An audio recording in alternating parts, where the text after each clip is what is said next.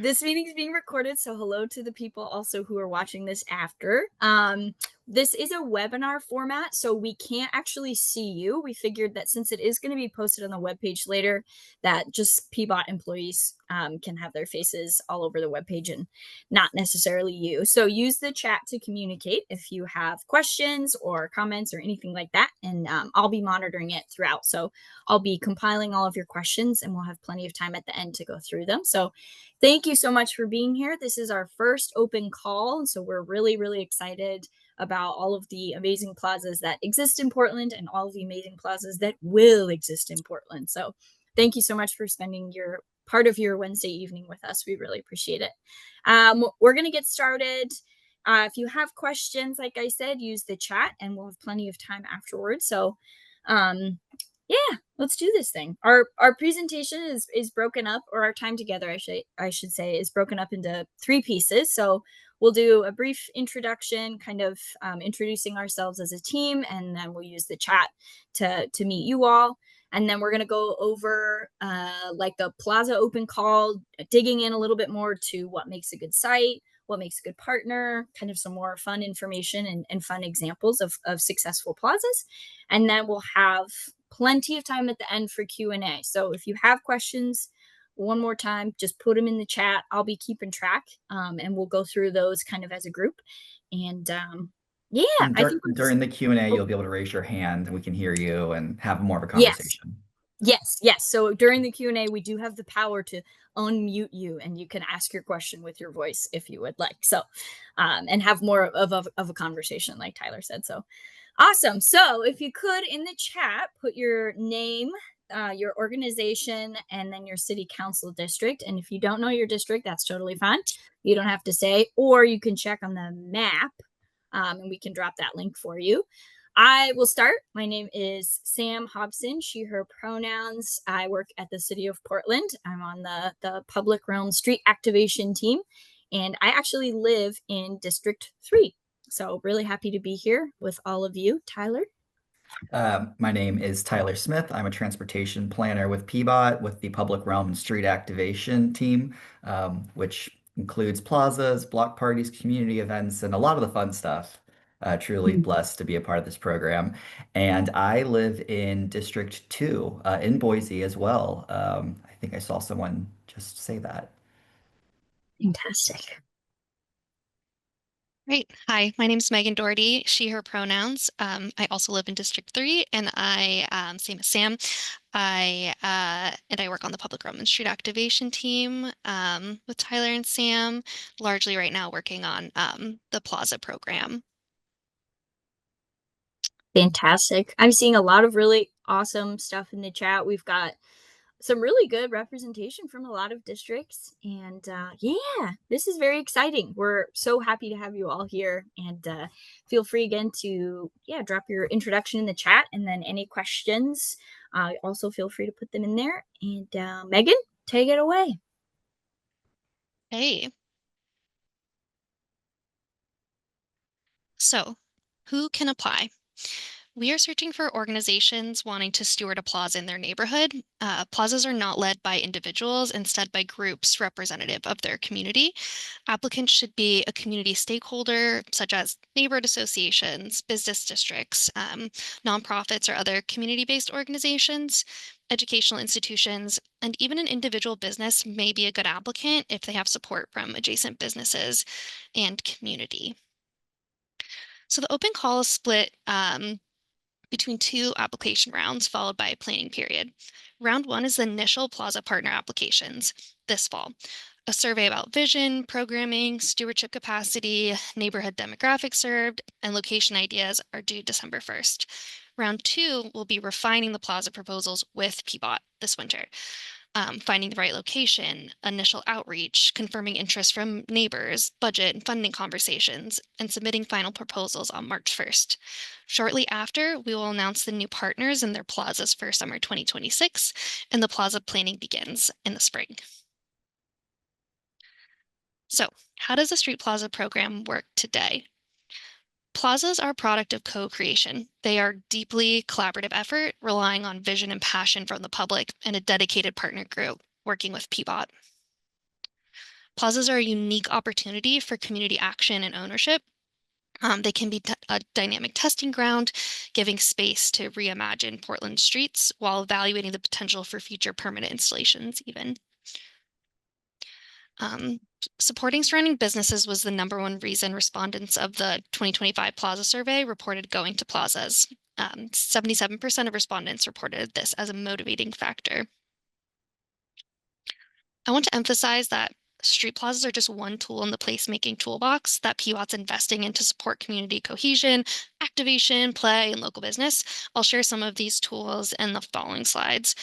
Shown here is a play street with Pacific Refugee Support Group from summer 2024. Another tool is community event permits, which let you close down streets for a shorter duration than plazas, like farmers markets. They're also a good opportunity for testing sites for plazas.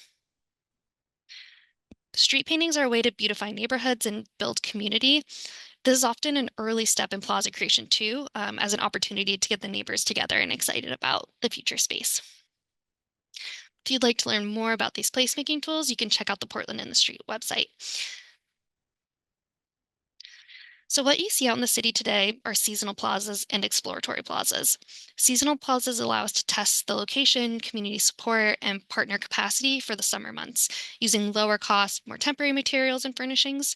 This is what you will be applying for.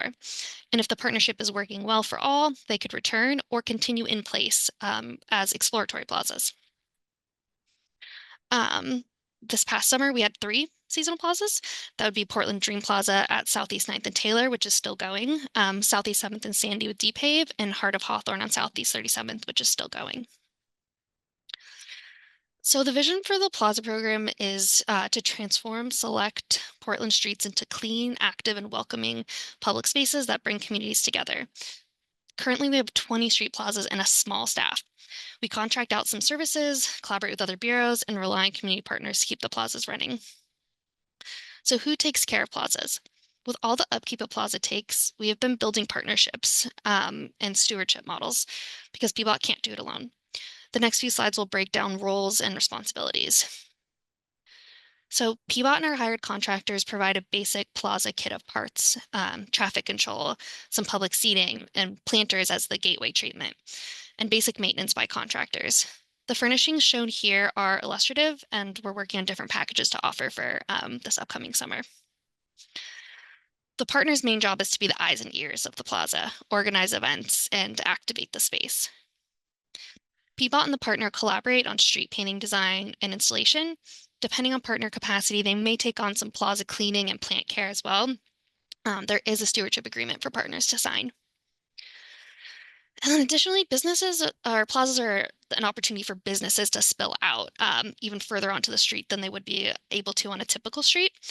Businesses are then, of course, responsible for providing that furniture for their outdoor dining space, and they must maintain those spaces. They're going to be charged $3 per square foot of plaza space this year. I'll hand it over to Tyler.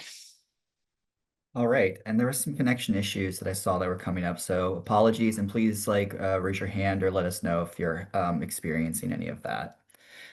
So yeah, we're going to talk about helpful info when applying. Some of you may have taken a glance at the application on the website that's through SurveyMonkey. It's not very complicated, but it's just the initial assessment of partners and the ideas as we dig deeper into it. So first, we all want to reiterate enough that partnerships are truly foundational to the success of a plaza. Great spaces are made by the community and for the community, we found. And I think a great example is here in this picture. It's the Friends of the Commons.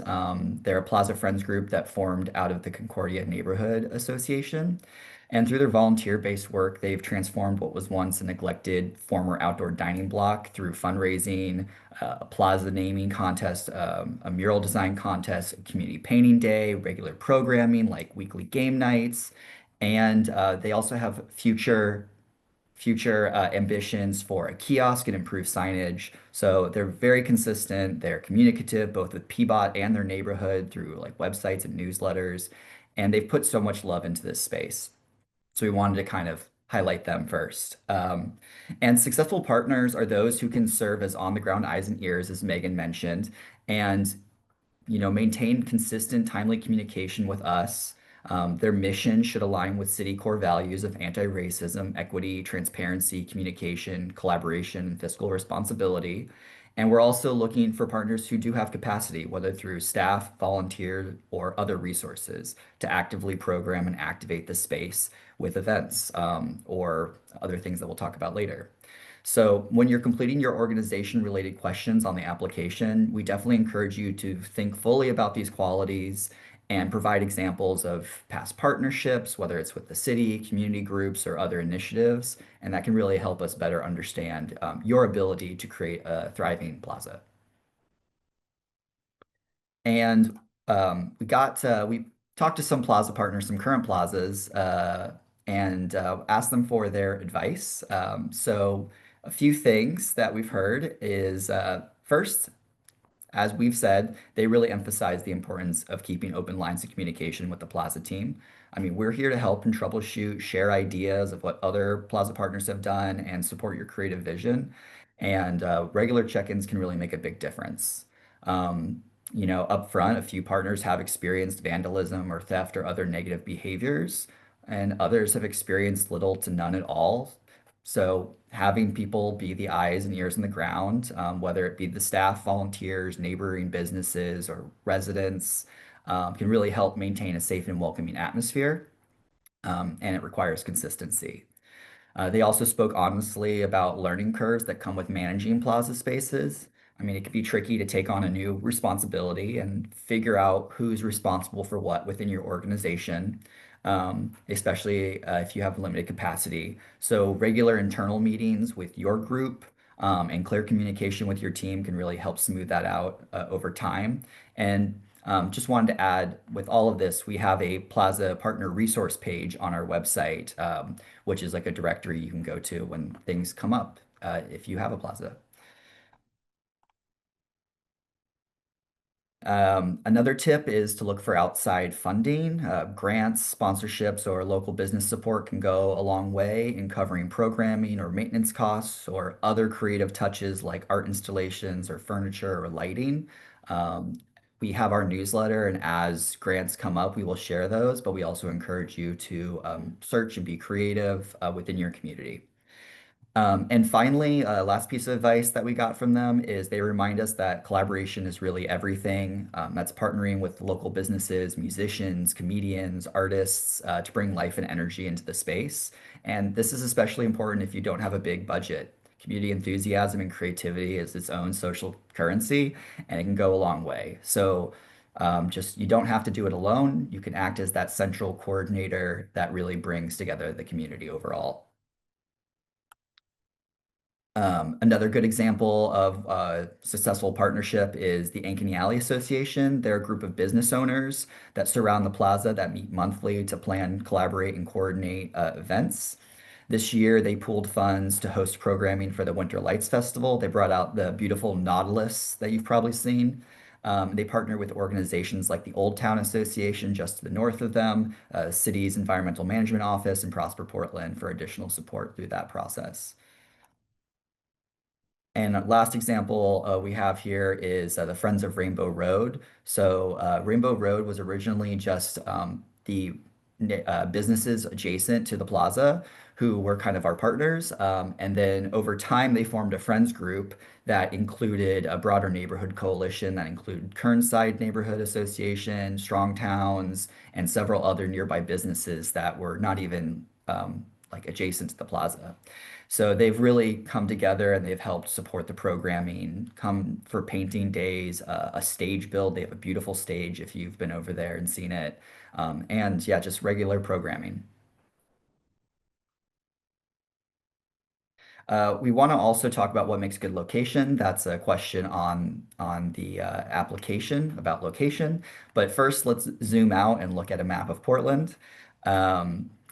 On this map, you can see the orange dots are plazas that we currently have. The colored areas, red, green, purple, and yellow, show the 4 city council districts. The blue areas indicate Portland's major centers and corridors. These are key pathways and business districts where people naturally gather through mixes of commercial and residential activity. And you can see the downtown core. We all know where downtown is. Yes, there are no plazas in District 1, and I'm going to to that because it's definitely something that we're very cognizant of. But currently you can see the downtown core stands out as a major center. There's smaller ones like Hawthorne, Alberta, and Foster. Many of our plazas all align with these centers and corridors. But to be clear, being off a center and corridor would not automatically disqualify you, but it's a good first place to look for plaza locations within your community. And it's also important to note that centers and corridors don't always make great locations. If you look up to the north, you can see Hayden Island, which is largely made up of big box stores and large parking lots and a lot of private land that would definitely be challenging. And once again, you might notice that we do not have a plaza established yet in District 1. The district has some challenges with walkability and infrastructure, sometimes even lacking sidewalks, but we really believe that there are creative opportunities that can be had, and we recognize the disparities in access to public space. And this is one of the big reasons we're doing this open call is we really want to crowdsource and find these new locations to more equally distribute plazas across the city. So we're really relying on your local knowledge, or if you know another person that would potentially be interested, another organization, please connect them to this program, this open call, because you all and your local knowledge can really help us identify great sites or even innovative sites that we normally wouldn't think of. So please reach out to us if you are from District 1 specifically, because we'd love to talk with you and have more of an in-depth discussion. As noted on our open call webpage, we also aim to provide extra support to partners working in lower income and vulnerable areas of Portland. This is the Bureau of Planning and Sustainability's map that shows economic vulnerability by census district, which is being popped in the chat right now. Darker areas indicate a higher score representing more economic vulnerability. If you're located in an area with a score of 60 or higher, please reach out to us. Okay, so let's zoom in to street level. So when you're thinking about which blocks or a part of a block, because it doesn't have to be a full closure, works best as a street plaza. We've traditionally looked for commercial streets that already have a mix of retail, restaurants, small businesses on both sides, maybe even residential above. These areas tend to have consistent foot traffic and active street life, which really help plazas thrive. It makes a big difference when adjacent businesses are engaged with street seating, storefront windows that open to the plazas, signage that draw people in. Those small touches can really help activate the space and bring a stronger sense of connection. And on the other hand, though, there can be more challenging blocks to transform. If there's heavy traffic, high noise levels, it can be less inviting. If there's an active bus or transit line, that's something like beyond our scope to shift. It's operated by TriMet, so they're not ideal. The same goes for streets that primarily serve parking lots or have multiple driveways, since vehicle access is needed and can limit how much that space can safely be dedicated to people. Though sometimes, like I said, this can be solved with like a partial block closure, which we've done.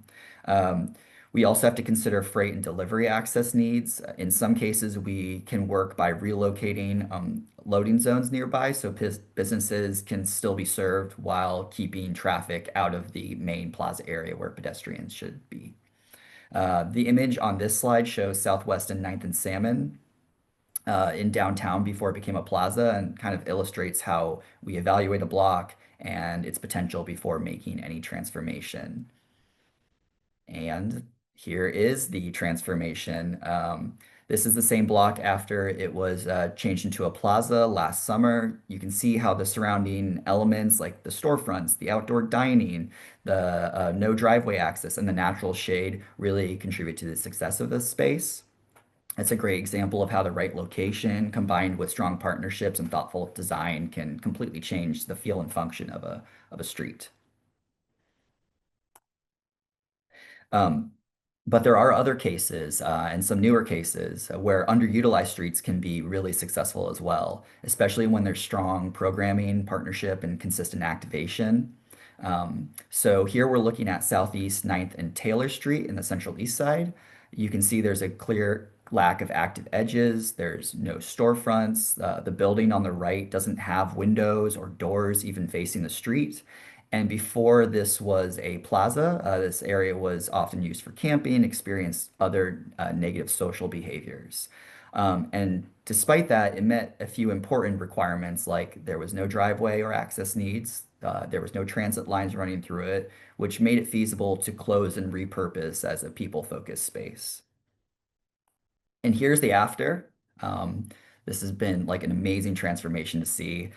This was really taken on by a nonprofit partner of ours, Dream Big City. They helped completely transform this block, change it into an area with a lot of active use and innovative use. It brought local skateboarders and artists to design skate features and add vibrant street art. It's the largest skateboard mural in the United States, if you saw on the news. They also ran weekly summer fam gym events with free food and activities, which kept it pretty active all summer long, and it drew people from across the neighborhood and the city. So I think this is a great example of programming and community involvement can make a block successful, even if it's not the typical business centered plazas that we've most commonly traditionally had. And with that, I think it brings a good point to the vision. There is a section in the application asking about your vision. So it's important to, be able to have something formed and, is it business centered? Is it about supporting local business, shops, restaurants, things like that? It could be something new and different. Like we've seen more plazas focused on recreation, like the Portland Dream Plaza, 7th and Sandy, which occurred over the summer, run by DPave. And there's also been more residential focused areas. Like recently, the bottom middle picture is Roseway Plaza at 72nd and Mason. They had an interesting opportunity because they have this green park strip there, and they were able to close down the intersection without like still allowing north south traffic. And they've just been a really strong partner in working towards this plaza, giving them a space for kids to play and learn to ride a bike, play basketball, picnic. I went to an Earth Day event there that was really cool. So, we're excited to see these things continue. We're also excited to see innovative and novel ideas from the community. So if you have a creative concept, we want to hear about it. I have like my own creative ideas. Like I want to see like mini golf or bocce ball or, horseshoe. So those kind of ideas could be really cool to see. And like maybe you have your own that is something that your community wants or through your own cultural context. So yeah, please really take time to think about the vision. Also, with vision comes programming. I think they're pretty interrelated and it's a key element of successful plazas. Some plazas are going to get naturally consistent foot traffic. They're going to get like naturally like buskers just coming and playing music. We see that a lot at Pod Plaza. Um, but others are going to need that regular programming to draw people in. So just think about your capacity and what you're going to be able to bring to the table. Um, on the slide, the programming to the right in the bullets are what respondents of our 2025 survey commonly asked for. They're the most common requests. Um, but we're also, once again, looking for innovative and creative types of events. And remember, it doesn't have to just be events. There can be like passive programming as well, like putting in a piano. There's a push play piano or art installations can also be something that, brings people regularly there to go see something cool or interact with something cool. So on your application, good to know if if you're planning on committing to something, maybe it's too early to say, that's okay. But if you wanted to do a weekly or monthly event series, and also just remember you don't have to do it on your own. You could be a central coordinator of this whole thing. Like St. John's and the St. John's Booster, they had a weekly game night, but they actually had different businesses rotate like this week it's going to be this business, and this week it's going to be that business, bringing board games and serving as the general like host of that night. So if you already have some programming partners or people you worked with in the past, artists, or other interested parties, it's good to also note that. I think this is the last slide before the Q&A. So I think it's, I think we all know that community buy-in is going to be essential for the success of a plaza. Sometimes it can be contentious. Sometimes people don't want their parking taken away. So I think it's important to remember those things. Eventually, we'll be asking for things like letters of approval from nearby business districts and neighborhood associations and other local organizations. We do not expect you to do all the outreach right now, or to go as far as Hawthorne has in the example below, but it's definitely good to start putting out feelers through emails or attending organizational meetings, kind of maybe a little bit of coalition building to gauge interest and support. And if you have a specific block, for example, you should probably at least reach out to the adjacent businesses or residents of that specific block, or maybe you have a few blocks. I think also I would like to go back and say, you know, in the what makes a good location, definitely feel free to provide more than one location if you have a few and you're unsure. Um, and so, yeah, as an example, Hawthorne Plaza, they did a ton of outreach in their process. They had strongly advocated for, this was before we had an open call, and they did surveys, pedestrian counts, outreach to adjacent businesses, and discussion at organizational meetings. And that's something that like might happen more in the second round as you're chosen. But for now, just start putting out feelers, get some excited parties interested. And I think we're going to Q&A. Awesome. Okay. Hey, great job, you guys. So happy to be here. I'm putting in the chat right now just our email if you later in the night say, I should have asked that. Feel free to email us with any questions, or if you want to set up a time to meet, we're happy to meet with you. So I think we're going to start. We have two great questions, I think, that we can start with, and then feel free if you have other questions to drop them in the chat. But Colin asked, our residential driveway residential driveway and access needs a deal breaker for a plaza location. Can we estimate the level of effort for a partner to organize, program, manage, and maintain a plaza? So talking about kind of the driveway access piece, and then kind of level of effort. So Tyler, maybe I'll take on the driveway piece and you can take on level of effort. Does that sound good? Yeah. Okay, so the reason that the Roseway Plaza was kind of like novel for us having a residential plaza was because there's a greenway that's almost like a park block in between the street that had a block that it's cutting through green space. So they were able to close that off without blocking any residential driveways. So the answer is we do not normally we actually never have closed down a street where you're blocking residential driveways. It could the you could think of something creative like a one-way street. There's plaza on one side. It's maybe possible depending on how creative we could get, or if there's some random other piece of street like right of way, like a slip lane or something. But no, typically residential, it's a rare occasion where there's a space that would work without blocking residential driveways.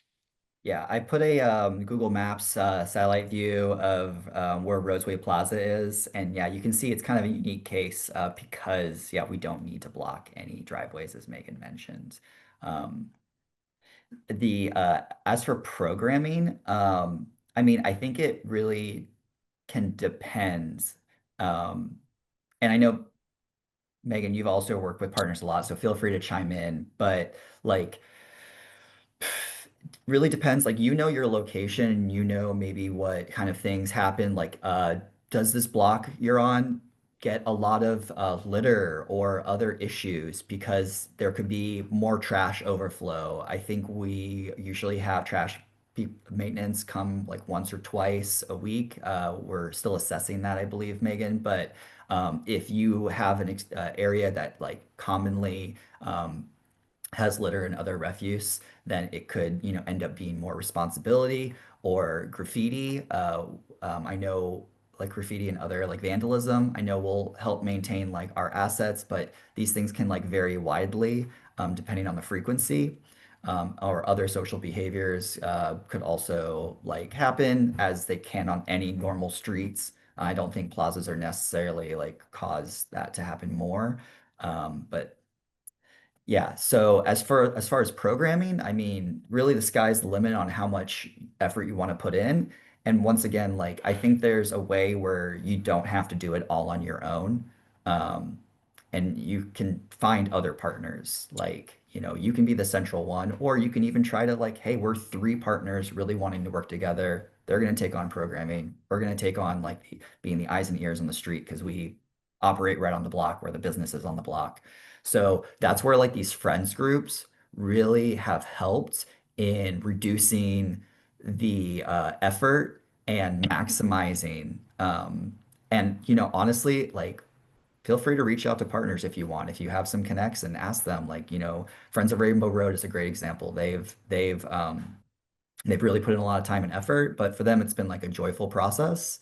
And so, I know Concordia Commons, a lot of the partners are like retirees, so they have a lot of time on their hands, which certainly helps.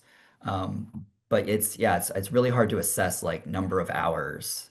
Yeah, I think it's also one of those situations where, you'll get out of it as much as you want to put into it, but also sometimes these plazas end up taking on a life of their own. For example, you don't own the space as the partner. Any community group could put in a request, like a plaza reservation to throw a public event, like a square dancing night or game night or whatever it may be. And a lot of plazas that have become established, they're we frequently just like flow of plaza reservation requests for the summer specifically. Yeah. Awesome. Fantastic. We've got not a stupid question. There's no stupid questions.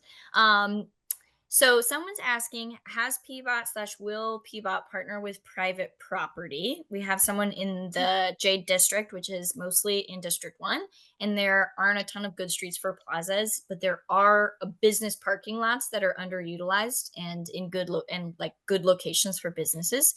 So, do either of you want to speak to like private property plazas? Yeah, I can speak to that. So Peabot manages the public right of way, right? So we wouldn't have any jurisdiction over a private parking lot, but that doesn't mean we can't work with them. And the example I do have is more of a spillover type of situation. Like we had a plaza that didn't have quite enough public space due to the way the restaurant was laid out, due to the way the bike lane came through, which I saw there was a question about bikeways. And so the private property next door allowed us to extend and put public seating into their parking lot space. So it kind of flowed between outdoor dining, like bike lanes, public seating. It went from public to private property. It is possible that we could use our resources in a way to work with parking lots and as like a private parking lot. It's not something we've done before, but it might be something that we would work with you out. It might be outside of this open call, which would be good because this is a competitive process, right? And we're going to be only going to be able to choose and fund so many. And so if we're working on a side project where we don't have to close down the street, that's a big deal for Peabot. Like we have to work with traffic engineers, we have to work with the police and the fire bureau, emergency lanes. So taking out that part, would actually remove a lot of the barriers in one way, making it a little more complicated in another, but we might be able to work with you outside of this. But yeah, we should talk offline about it. Yeah, I Yes. mean that being said, like I don't think we can provide like Peabot financial assets to private property, or at least we don't have a mechanism for that. It's something that's like been like floated. Um, but yeah, like for example, having I think you were talking about Spokane where they were like offering extra space, or even like, hey, we have this parking lot, we're gonna do our own thing here, and then the plaza's here as well. And yeah, private property is private property. So like if you wanted to um, you know, put down a painting and put down some furniture on your own, like that's like we certainly empower you to do that. And we did put the public picnic tables, Peabot property, on that private parking lot. But I think it was because it was more of a spillover space. It wasn't like we invested in a private property. so far. Yeah. And I think too, it's worth mentioning, like we're, the way that the J District streets happen work. Like you're saying that there might not be a really good one for a plaza, but we're definitely wanting to like work with you outside of this open call. So definitely reach out to that email in the chat if you want to talk about, or on the screen, if you want to talk about kind of ways that we can get creative and still activate the streets, maybe just not in a plaza. Okay, cool. Let's see. The next question is, have you seen that the plaza infrastructure discourages camping in those areas overall? I will say that, yes, I feel like in my first, this is my second year. I'm sorry, I'm about to be 2 years into this job, and a good chunk through the first year, I didn't have any complaints or any problems with um, anybody camping in plazas. And I think it's just because the type of space that it's created, it's welcome and opening for all. There's like less like private nooks and things, and there's a lot of eyes on the street, and it's really like positive space to be in. Um, that being said, more recently we have had some problems, but we also have specific like our title code 1743, if it's code for the plazas. We do have like an exclusion right, so like on a normal street, police can't just like kind of kick you out if you're, if you're having bad behavior and you're a nuisance. But in a plaza space, we do have support from police to be able to move people along. um, but yeah, it's also like, and that the space that had somebody camping, they also have people camping down the block. So it's not like, I don't think the plaza is the problem, but the plaza might not always be the solution to these issues. Yeah, it's sometimes perceived as a problem though, even though, like as Megan pointed out, just down the street, there's no plaza, same issue. Um, so I think there was one other point that I wanted to bring up in regards to that. Yeah, I mean, there's this whole concept called CPTED, crime prevention through environmental design, and it's something we really try to lean heavily into. Definitely encourage you to read more about CPTED, CPTED. And yeah, like once again, if you put love into a space, you bring people there, you activate it, it has a positive effect. But if it becomes neglected, it can sometimes go in the other way because you're providing more public space that, cars aren't driving through. So that's why it's important to just, keep nurturing the space itself. Awesome. I love that nurturing. Okay, so we have a couple of questions about funding. And so I think that I'm going to try to do my best to summarize them. But if I miss somebody's funding question, please let me know. So we have kind of a question about like, what does funding look like for a street plaza? Like I think we're looking for, or this, Connor, correct me if I'm wrong, but asking for more about like what are some real dollar amounts that partners would be expected to contribute in dollar terms. So there's that piece, and then the I think this kind of second one goes into that, is like what are the funds available from PBOT and the limit per plaza and how many spaces are we funding? Very Sure. casual questions. Yeah. Yeah, let me scroll that back down to that question. Yeah, so you're not expected to contribute anything financially, funding wise. Um, if what you have to contribute is capacity, that's fantastic. We we provide like basic level services though. And so if you want to put more money into it, or for example, some people are like, I've got it all. I've got the furniture I want, like I've got like these games and these things, and I want the community to paint the street. You don't have to come in and bring your contractor to paint the street. I want to do it all. That does free up some funding for us to move to areas that don't have that level of funding. Um, but yeah, we're looking for strong partners with vision, with passion, with commitment to the space, not necessarily dollars. If you're coming in with money though, you get a grant, and Hawthorne looks incredible. They, got a grant and had money to do more things than maybe our basic level of things that PBOT is able to provide with the small budget that we have. Um, but yeah, so going off depending on who comes in with what and how much support that they need, that will depend on how many plazas we end up taking for summer 2026. Perfect. Tyler, anything to add? I feel like that was a great answer. Yeah. We've got a question about bikeways. So how does this work if we're using a street that's a bikeway? Do You you want want me to to talk take about that? Spokane? Yeah, I think. Yeah, so they've functioned differently, like Rainbow Road off 28th and Ankeny, so like East Burnside area. Um, that's like a major bikeway and it just kind of works like the most of the outdoor dining's on one side of the street and it flows.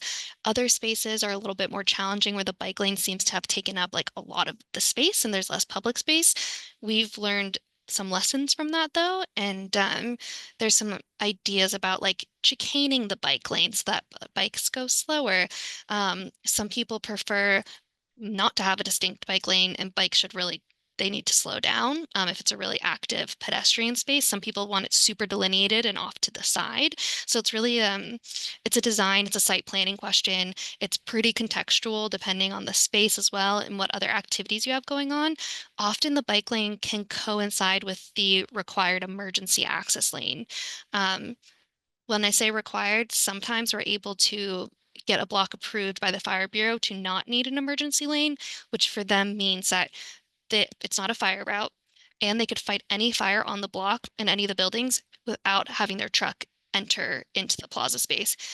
It's less frequent, but they honestly prefer that. So we run it by the fire bureau and see if we can get a street fully closed. It also opens up a lot more flexibility in terms of programming the space and adding things instead of having to keep things off to the side and keeping 12-foot clear in the middle of a 26-foot wide street or whatnot.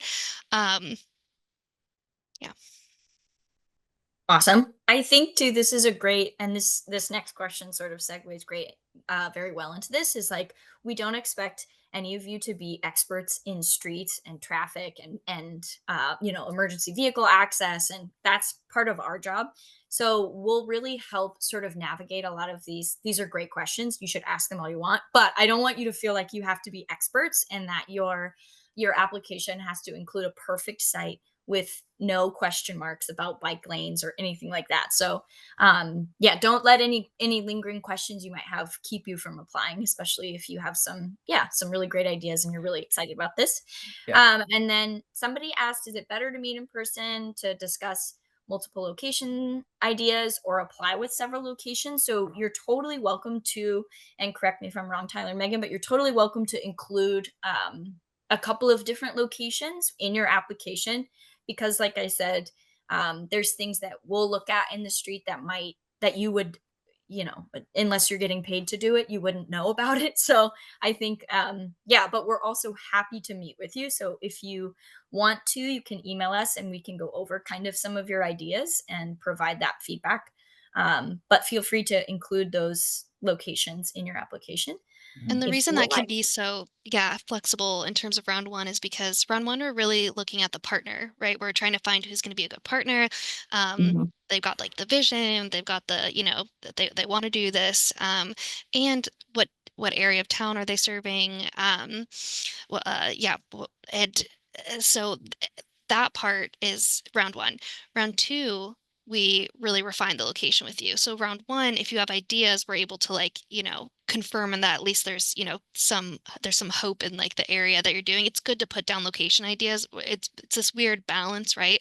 But since there's so much nuance, we really like we sit down with a traffic engineer and review every block and it takes, time. Um, so that's why we've got that second round to really refine spaces. So don't worry if you don't have the exact location, but you've got really great ideas. Yeah. I think we wanted to give you the basics of things to look out for, which can really help in your initial kind of looking around. And then, yeah, if especially like, depending on our capacity to like meet with you, like meeting with you in person might be more of like a phase, two after we kind of gauge partnership capacity and things like that. But, sending us the locations for some thoughts and email, we can look at those locations, provide some advice. But also when we look at your initial ideas, well, we're also going to be looking at the surrounding context. We might be like, oh, this other road might also be a good option. As we kind of just like look at the general area around it. where other people might know, like they're like, this is the block, all the businesses are excited, this is the only place we want to do it, so there's going to be a spectrum of you all is what Mhm. we're envisioning to happen. And definitely like check out other plazas either through Street View or visiting them yourselves and seeing how certain things function. Like you can see at Ankeny Rainbow Road how they've managed to make driveway access possible. There is a resident who lives like right in the middle and they have to allow driveway access. And there's also a parking lot on the right side. So there are ways to make it work. It's not always like the most ideal, but at the same time, Rainbow Road's been extremely successful. And yeah, so it's a good point. There is one resident on like a commercial strip of stuff. And that is a plaza and it's a street closure. But because we allow emergency vehicles in, we use flexible bollards, which normally indicate to a driver there's bollards. I shouldn't drive over it, but if you know you can drive over it, you can. But we would not recommend like a line of residential houses and blocking off that street for obvious reasons. Perfect. Someone's inquiring on behalf of an elementary school parent teacher organization. Would you advise applying as a nonprofit organization in rather than as an educational institution? Sam, do you want to take that? Sure. I think if you can like demonstrate your capacity and like who's going to really steward the space, I don't think it matters too much like which you apply as. But if the PTO is the one that's really going to be stewarding it, then I think it should be the PTO. And then of course we'll want buy-in with the educational institution if it's like really close or like within like would it, if it's going to affect the educational institution, a part of it will be us asking, are they buying in? So I think that's, but I think in terms of like who applies, whoever's going to be the steward of the space works great. And we're not going to give like, oh, this is a PTO and not the school. That won't affect your I application think very we'll much. change that on the website because I think we did request administrations just because in other programs they've experienced like somebody claiming that they speak on behalf of the whole school and they don't. So we would definitely trust an organization and we'll update that on the website as well. Yeah, and Yeah, if you already have like strong buy-in from the school, like please note it in like a way you can have co-partners. Like, Friends of Rainbow totally. Road is not just one central, it's kind of a decentralized group of people. And so like oftentimes those are the strongest, instead of it just being all on one person. So if they're like, Exactly. we're all in, I guess you could put both Yeah. as the partner. Yeah. Teamwork. Does Peabot factor in proximity to affordable housing when selecting plaza sites? It's definitely a consideration when we're looking at these locations. We're considering a whole slew of factors, both quantitative and qualitative. Like I said, we're going to be looking at areas where there currently isn't a plaza and income level and all those things. We also have to like seriously consider viability. Like if a street's just not going to work as a plaza for driveway access needs or other like a transit line through it, like we also have to consider those. And that's why we really do want to work with people that are working or active in District 1 or in other like economically vulnerable areas to have that conversation about like, maybe honing in your application and providing a little guidance. I also I see Machu has linked to parking spaces to people spaces, or sorry, parking spaces to people places in 2021, a report from PSU. That was mine. I was on that team. It was a grad school project. So anyways, you'll see my little photo on there. That was before I started here. So yeah, my work what did end up becoming very closely tied to what I was looking at in school. And I worked on the Roseway student You project for did. bike and pedestrian Yeah. planning. Yeah. Funny. Okay. That was a sidebar. Very cool. Very small world and really fun to see like school work that actually like has such great value in everyday life. So hey, congrats. It was the Um, pandemic. It was a wild time. Yeah. that's I Looking am at public impressed. space and yeah. Yeah. Sam asked, are there any specific considerations for plaza projects located on or that transect prospective safe routes to school corridors? Yeah, so we have obviously the whole Safe Routes to School team at Peabot who had been working on their own kind of version of plaza street closures for I believe that they were focused more on the like pickup and drop off timeline. Um, so we definitely don't want to like step on too many toes. We would probably work with them. It does seem like there's already interest from a lot of schools, and we're happy to, to really tap into the work that Safe Routes to School has already been doing. Perfect. Okay, you mentioned trash pickup once or twice a week. Are public trash cans installed in the plaza, or would businesses/residents be responsible for ensuring adequate trash receptacles are available and that folks use them? Yeah, so for us, we've been pretty lucky that most of the plazas already had a city trash can located like on the corner or like physically in the plaza. If they don't, we're requesting them, and it takes a little bit of time, but we were just talking today about how maybe right when we know the locations before like the plaza planning period begins, that we're able to oh wait, are you all hearing somebody else? Yeah, let me mute. Oh, that's Yeah. I was like, I didn't realize the participants had the ability to to speak. Um, but yeah, we're gonna request them right away. So public trash. But what's the question about being responsible? Yeah, like in one of our plazas, we don't have public trash, and the partner has provided a trash can, but we have provided the service. We have somebody that come and takes the bags out. So we are really trying to help the trash piles up pretty quickly. But what we're asking of you all is like micro litter pickup and things like you see a bag of Fritos and you throw it away for us, or if you see like a big mess, like you just call us right away. Really being our eyes and ears, and in that in between time when you're not getting serviced, that you're able to help keep that space nice. Awesome. Okay, we have 5 minutes left. We're Okay. gonna we're gonna do this. We're gonna do this. Someone's asking if you could put up the timeline again. Mhm. So maybe while we're answering the question, if you could put up Sorry, this like a is different fast. question. All good. Yeah. Um, and then would do we have any advice for discussions with nearby residents who may have concerns about undesirable nighttime loitering or other activities that might be considered problematic?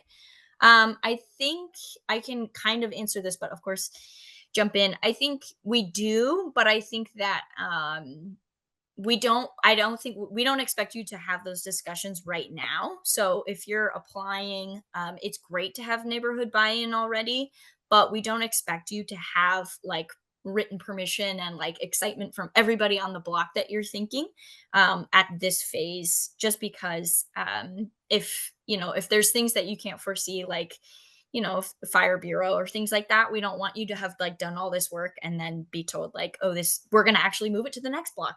So it's like a fine line of, we definitely do have some advice, and we can, if you're concerned about that at this phase, where we can definitely meet and chat about that. But I don't want you to feel like you have to do that all at this very moment.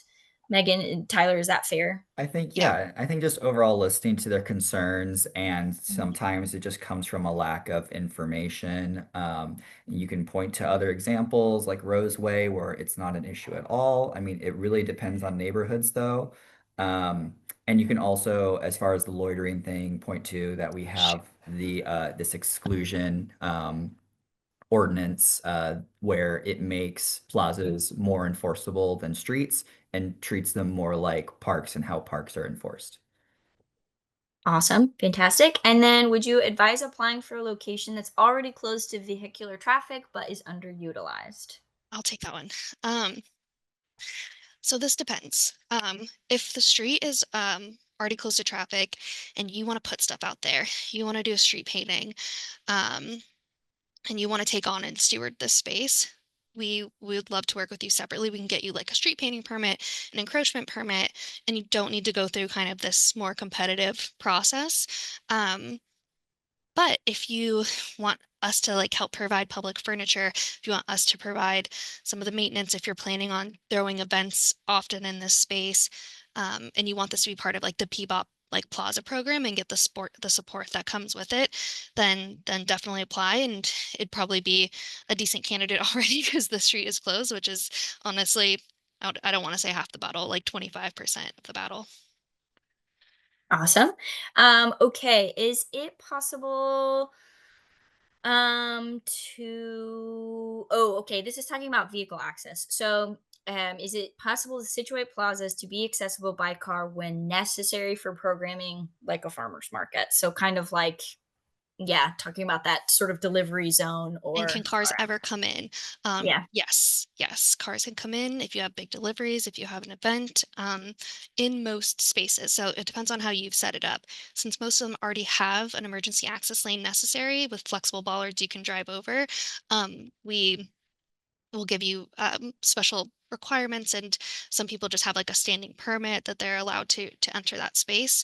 Um, if you want your plaza to be fully closed, you've already got permission to have emergency vehicle access. There's furniture taking up the whole space. You don't ever plan to have a vehicle in there. We can totally close that space off. Yeah. And I do think it's worth noting that like in general, however, we like to make sure that like pedestrian plazas stay largely pedestrian. Is that fair? Yes, yeah. It's like when Cool. we just know that a lot of spaces can't fully be closed to vehicles all the time. Exactly. Exactly. Okay. In one of the early slides, we described what happens after the summer 2026 seasonal plaza, but they missed it. Can you revisit it? So I think it's at Yeah. exploratory. Hopefully, the Yeah. Stephanie, I hope you got a good look at the timeline because we're going to switch the slide. I was gonna say, yeah, I don't think I actually wrote it on here. I probably just talked about it. Um, but I Mm. think what I said was that if after the seasonal plaza, um, or nearing to the end, there'll be an which I don't think I got into this much detail. There'll be an evaluation period. We'll probably do a public survey. This is what we did for Hawthorne, and we'll revisit with the neighbor businesses, really check in to see if this is working, see if your capacity is working, is the location and everything, do you want to continue this? Do your neighbors want you to continue this? Is everybody happy? If so, we could probably just continue you on. You are now an exploratory plaza, you're part of the plaza program. You get to stay on. Uh, or you might say, this works seasonally. This is a summer thing for us. We'd like to just come back next year. We can do that too. It's possible that it's not working or that it's a lot of work. Like we have Southeast 7th and Sandy with DPave, where they host this like huge skate park and stage and so many events, but they're not located right on that block, and it's a really challenging space in the Central East Side. They are exhausted when it's done, and they're happy to only have it for a certain amount of time. Um, but the turns out, this isn't actually how the program started, but how it turns out for the seasonal plazas is it's really a testing opportunity for us for to see if a location and partner is good, to add them to our year-round exploratory plaza list. So this, like, consider this like a pilot trial period, and we'd love for you to continue on. But you also have the option to remain seasonal. You also have the option to be like, that was great, and I'm done. I don't want to do this anymore. It's 7 o'clock. Do we want to take these last two questions? I'm down to stay. I'm available. Yes, Yeah. I am down too. But if folks need to jump off, thank you so much for joining us. We'll answer these last two questions, but we'll also post this recording on our webpage. So if you come back and view it, these questions will be answered. And if questions come up, just email us. Yeah, exactly. Okay, so we've got. Could you elaborate on examples of Portland Parks participation with plazas? Ooh, yeah. So currently, uh, Portland Parks and Recreation, their horticulture team, if that's what we're talking about, Portland Parks, they maintain all of our planters. And right now our planters are used as kind of the gateway treatment, but in some plazas they're also interior as well. We also worked on a program with them before that program ended, where they had trees that were kind of in this like in between stage of life where they weren't ready to be planted yet, and we just like housed them in plazas so that we had more trees around. We're hoping to get bigger planters that can actually have these really large trees instead of the little baby trees that we had around. It's a lot more expensive. It's not something that we've been able to fund yet for the exploratory plazas phase. We, we throw out their picnic tables and bistro tables and planters and signs and paint, and that's really the level that these plazas are currently at. But if you see like the permanent and transformational, that's the hope. And we do have our first plaza that got a grant for like a downtown improvement situation that is getting upgraded to permanent for a plaza that's been around for the entirety of the plaza program. It's called Pride Plaza Downtown on Harvey Milk. And so that's what we're hoping for plazas in the future, right? That we can continue to upgrade them through the process. And I think there's two other examples of us working with parks, kind of in certain ways. We don't really actively manage the cart blocks. It's Friends of Green Loop, but the center of that is actually a Portland park, and around it is the cart block. So there is definitely some collaboration that happens there. And then Darcel. There's Portland Parks is making this Darcel Plaza. It's under construction, and they have hopes of it spilling over onto the street. So that's where we come in, and we're going to be working with them in developing like a street plaza that's adjacent. Yeah, I think that spillover situation between park and street has a lot of opportunities.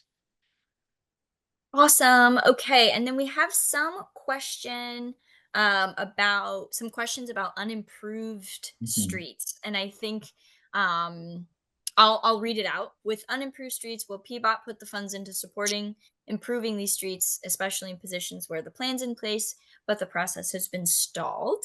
I think this is a great question, and yeah, Megan and Tyler, do you have an immediate answer? I So for mean, downtown, my intuition on this is like our program itself. Sorry, and I didn't mean to cut you off, so Megan, also oh, you're correct me if good. I'm wrong. But like our program itself does not have the funding to do street paving. Could it potentially be a mechanism to help that happen? Maybe, but I don't think it would be on the timeline of this summer. I think that I would suggest focusing on currently paved roads. We do recognize that is like an issue in East Portland, Cully. Like I was just in Cully for Cully Fest recently, and a lot of people were asking about that. It would require, yeah, a lot of collaboration and coordination with the paving group, and our program itself So doesn't have that kind of funding. But Megan, do you want to add to that? I I I heard it from a totally different perspective. I thought we were asking about like there's unimproved right of ways, like can we do stuff there for plazas? Oh, I But I'm not sure that that was the question or not. But if we're looking at the other end and you love your unimproved right of way, there is I recently heard about a program. People already take those and make them in interesting spaces and do little gardens and fun stuff that like aren't technically permitted. And I think that somebody's working at PBOT right now to make that a little bit more accessible, a little less gray zone situation. But if there's an unimproved right of way that you're interested in closing vehicle traffic off from and creating a plaza, I think that's on the table. Perfect. You just answered their follow-up question, Megan's follow-up question. Um, okay. We've got some really great feedback about that this was helpful. Thank you so much. We're so glad. I think that's all of the questions. I in 706 we did pretty good. These were really good questions also. Thank you so Yeah. much. Thank you for joining, and like I said, if you have any lingering questions or thoughts, reach out to that email Portland Street Plazas at portlandoregon.gov, and we're happy to answer. And we really look forward to your applications, or just to be happy plaza goers and stewards of public places. So um, thank you so much. Any other thoughts before we close out? no, No, this thanks, was Sam. fun. Yeah. Yeah, Great Yeah. host. Yeah. Thanks, you guys. Have a great rest of the evening. Thank bye. you. Bye. Bye. Bye.